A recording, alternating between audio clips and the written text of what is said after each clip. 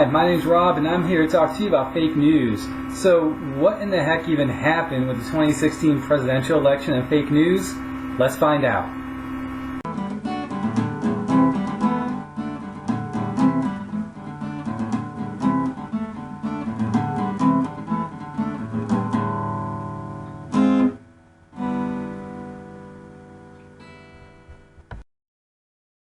So it's true, fake news has been around as long as news itself, but there's a reason why the term fake news spiked in internet searches in the summer of 2016. Let's take a look at some historical events and important people to put all this into context.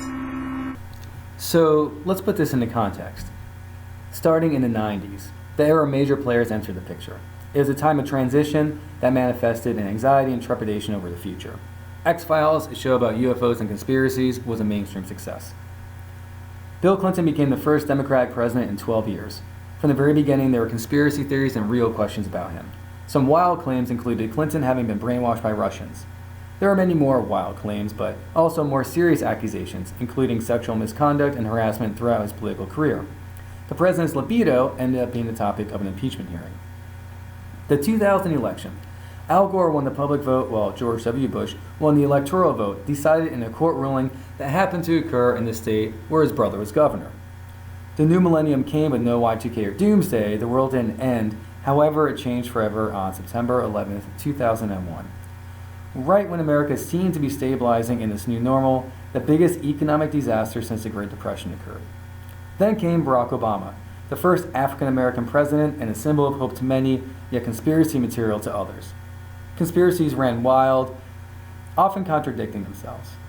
There was even a conspiracy floating around that he was the Antichrist. The birther conspiracy became the most popular. People questioned the legitimacy of his presidency based on his citizenship status at birth. Fast forward to the 2012 presidential race and enter businessman reality TV star Donald Trump. Trump was a conspiracy theory candidate who supported birther claims. Trump didn't go far in that election, but we know how the story ends. Enter, or re-enter, Hillary Rodham Clinton. Fairly or not, conspiracies from the 90s came back concerning Bill, while Hillary had done a good job stirring up a few on her own. More investigations were to come.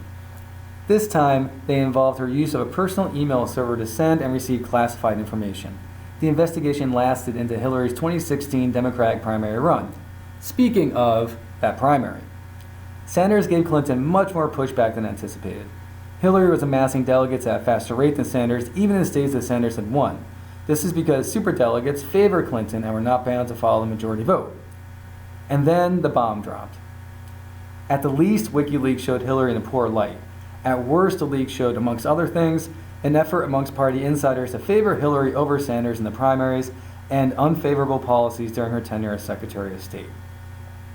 Democrats did everything they could to marginalize the effects of the leaks, and this included questioning their origins. Then things started to get weird. The unthinkable happened.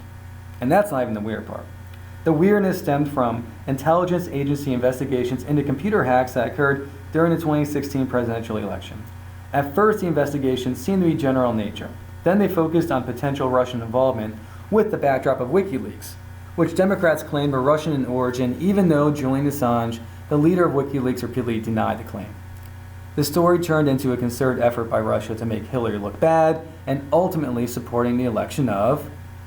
So now maybe we finally had our Manchurian candidate. This put the entire legitimacy of the election into question, and then the Trump administration started calling sources that disagreed with them fake news. The rest is history.